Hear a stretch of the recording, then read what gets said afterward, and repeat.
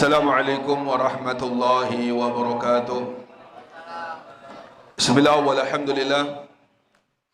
Allahumma salli ala sayyidina Muhammadin qamaril wujudi fi hadzal yawm wa fi kulli yawmin wa fil yawmi al ma'ud sirran wa jahran fid dunya wal ukhra wa ala alihi wa sahbihi wa barik wa sallim la haula wa la quwwata illa billah amma ba'd.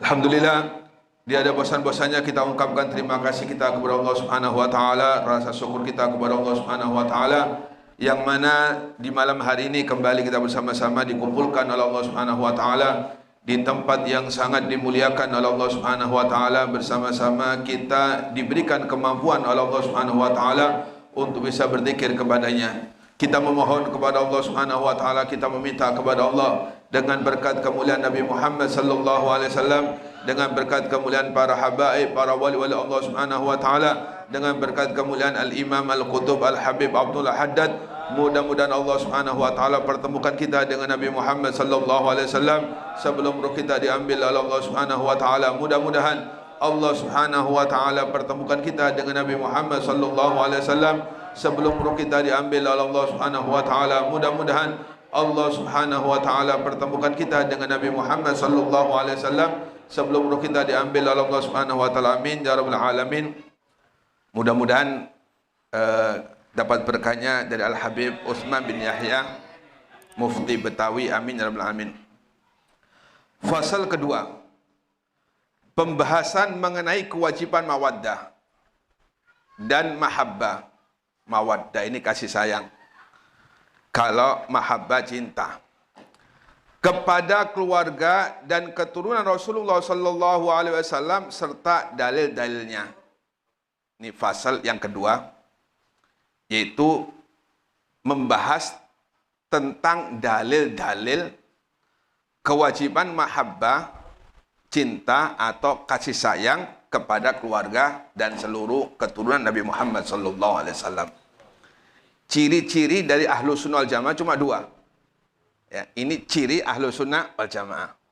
Siapapun yang mengaku ahlu sunnah wal jamaah, kok dia nggak ada dua ciri ini atau salah satunya hilang, berarti dia bukan ahlu sunnah wal jamaah. Pertama, cinta kepada seluruh sahabat Nabi Muhammad. Kok ada orang yang tidak mencintai salah satu sahabat Nabi Muhammad, berarti ini bukan ahlu sunnah wal jamaah. Ciri ahlu sunnah wal jamaah yang mudah kita pahami, yaitu pertama, cinta kepada seluruh sahabat Nabi Muhammad SAW. Di zaman sekarang banyak sekali kita temukan di antara orang-orang yang membeda-bedakan tentang sahabat. Satunya dicintai, satunya dibenci. Satunya disanjung, satunya direndahkan. Maka ini termasuk bukan ciri-ciri ahlu sunnah wal jamaah. Maka siapapun ada orang seperti ini, walaupun bolangnya 7 lapis, ya, maka jangan deket-deketin. Kalau Anda deket-deket, dikhawatirkan Anda akan terikut. Ya, minta maaf, seperti ajaran-ajaran yang keluar dari ahlu sunnah wal jamaah. Orang itu terikut karena dekat. Dekat, kena dalil, akhirnya terikut. Apalagi kita orang awam. Kalau kita mendengarkan hadis-hadis yang mereka sodorkan, dalil-dalil Al-Qur'an yang mereka bacakan, dikhawatirkan kita terikut. Akhirnya ikut membenci sahabat Nabi Muhammad SAW. Berapa banyak? Asalnya orang kita. Lama-lama karena ikut majelisnya, pengen tahu, akhirnya ikut-ikut membenci salah satu sahabat Nabi Muhammad SAW. Maka dia bukan termasuk ahlu sunnah jamaah. Maka kalau kita pengen selamat, siapapun apabila ada orang mengajak untuk benci kepada salah satu sahabat Nabi Muhammad, jangan ikutin. Jangan deket-deket. Kenapa? Dikhawatirkan kita orang awam, kita orang bodoh, karena dalil-dalil yang begitu luar biasa, Quran yang betul luar biasa mereka pahami, akhirnya kita terikut. Kita orang awam, dalil kita cuma satu, ngikutin datuk-datuk kita atau ngikutin ulama-ulama kita yang sukses. Ikuti kursus kumpul, nggak usah macam-macam sudah, nggak usah berdasarkan hadis, dalil, ini alim, ini Quran hafal. Nggak usah Quran, nggak usah hadis. Ikutin orang-orang yang sudah sukses. Ya. Kemudian yang kedua, ciri Ahlus Sunnah Jamaah yang kedua yaitu cinta kepada seluruh Ahlul Bait Nabi Muhammad SAW. Maka siapapun di antara kita, apabila salah satunya kita tinggalkan, atau kita cinta kepada keduanya, pilih-pilih. Cinta sama Sayyidina Umar, gak cinta sama Sayyidina Abu Bakar Siddiq. Cinta sama Sayyidina Ali, gak cinta sama Sayyidina Utsman. Cinta sama Sayyidina Abu Bakar Siddiq, gak cinta sama Sayyidina Ali. Atau cinta Habib si fulan, gak cinta Habib si fulan. Atau mendustakan, mencaci maki Habib fulan. Nah, ini tanda-tanda orang ini bukan ahlu sunnah wal jamaah. Hati-hati. Apalagi akhir zaman ini. Keberkahan ilmu sudah diambil oleh Allah Subhanahu wa Ta'ala. Ilmu banyak tersebar di mana-mana. Sekarang gampang saja. Tinggal mencet apapun yang kita kehendaki, muncul semuanya. Baik bahasa Cina, bahasa Arab, bahasa Jawa, bahasa Indonesia, bahasa Banjar, bahasa Perancis, bahasa Mandarin, semuanya ada. Kita pencet apa yang kita inginkan, maka muncul semuanya. Cuma ilmu sudah tersebar di mana-mana, keberkahan sudah mulai diambil oleh Allah Subhanahu wa Ta'ala. Ini yang kita takutkan. Makanya kita belajar atau kumpul di majlis, yang pertama kita hadapkan yaitu keberkahan ilmu, mudah-mudahan manfaat. Maka ilmu yang manfaat berkah, inilah yang akan menyelamatkan kita kelak di yaumil qiyamah. Ini di antara ciri-ciri yaitu ahlu sunnah wal jamaah, kelompok yang satu kata Nabi Muhammad. Kemudian adapun artinya mahabbah, di sini ialah cinta kasih sayang kepada keluarga dan keturunan Rasulullah Sallallahu Alaihi Wasallam karena mereka adalah anak cucu dan dari daging Rasulullah Sallallahu Alaihi Wasallam.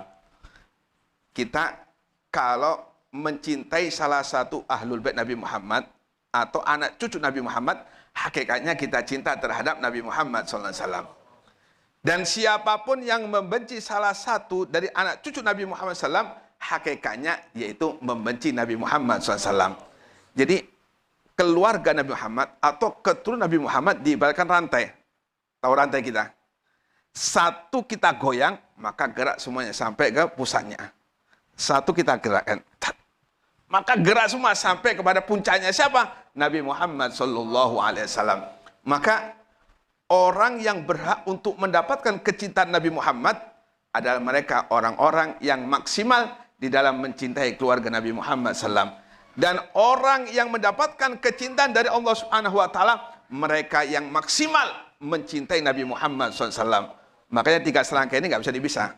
Allah, Nabi Muhammad, Ahlul Bait Nabi Muhammad Sallallahu Alaihi.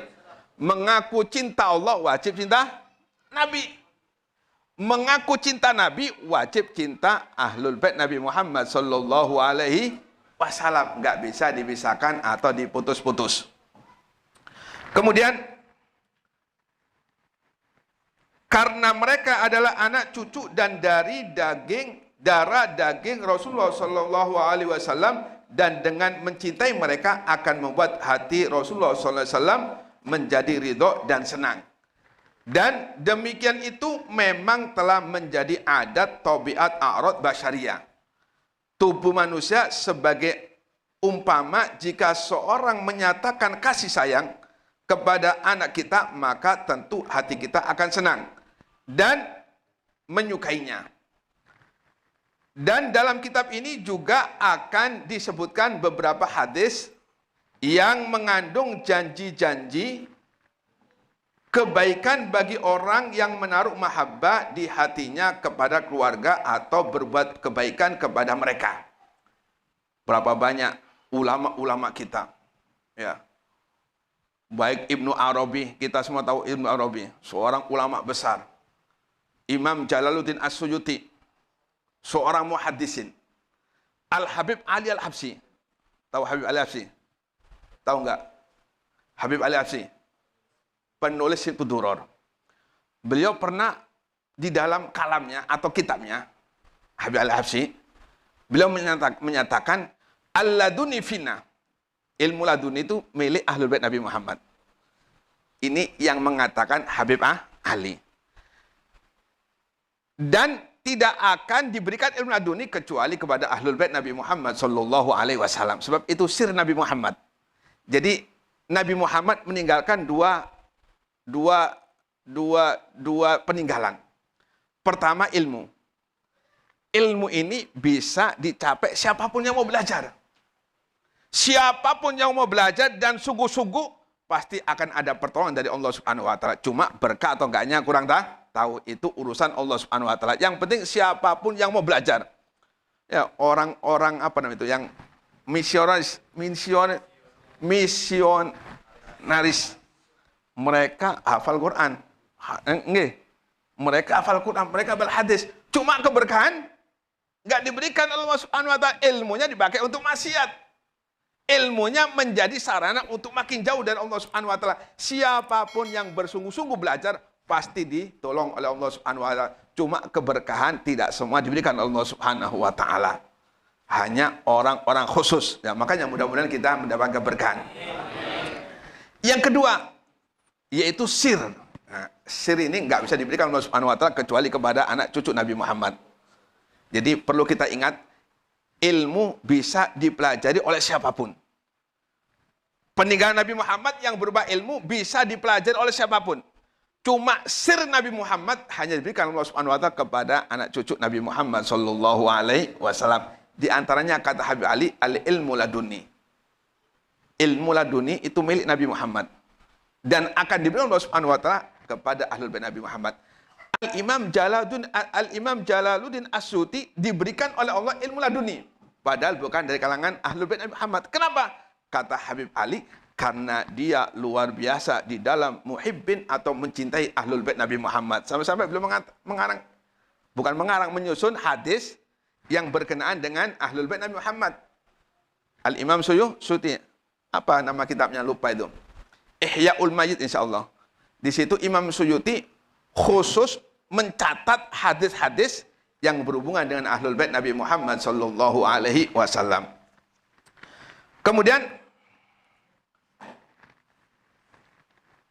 siapapun yang berbuat kebaikan akan mendapatkan janji dari Nabi Muhammad. Di antara janji Muhammad, orang yang cinta kepada ahlul bait Nabi Muhammad tidak bakal jatuh dari siratal mustaqim. Atsbatukum ala sirat asyaddukum hubban li ahli baiti. Kaki yang kokoh kelak di yaumil kiamah ketika melewati siratal mustaqim, yaitu kaki-kaki yang dalam hatinya diberikan mawaddah, cinta kepada ahlul bait Nabi Muhammad sallallahu alaihi wasallam. Maka siapapun yang ada kebencian kepada salah satu ahlul bait Nabi Muhammad, berarti dia benci terhadap Nabi Muhammad sallallahu alaihi wasallam. Dan siapapun yang mencintai ahlul bait Nabi Muhammad, berarti dia cinta terhadap Nabi Muhammad sallallahu alaihi wasallam. Kemudian yang hal ini akan dibahas pada fasal ke-7 di dalam kitab ini. Hukum wajibnya mahabbah, mencintai keluarga dan keturunan. Rasulullah sallallahu alaihi wasallam membuahkan pemahaman bahwa haram membenci dan menyakiti mereka sebagaimana keterangan dalam hadis. Nah, ketika kita diwajibkan untuk cinta kepada seluruh ahlul bait Nabi Muhammad, bukti kita cinta terhadap Nabi Muhammad, maka haram hukumnya membenci salah satu ahlul bait Nabi Muhammad SAW. Makanya para wali itu, mereka diangkat oleh Allah Subhanahu wa taala karena mereka sudah sempurna dalam cinta terhadap Nabi Muhammad. Tidak ada satupun para wali Allah diangkat derajatnya kecuali dia cinta sempurna terhadap Nabi Muhammad, yaitu kesempurnaan dengan mencintai ahlul bait Nabi Muhammad SAW.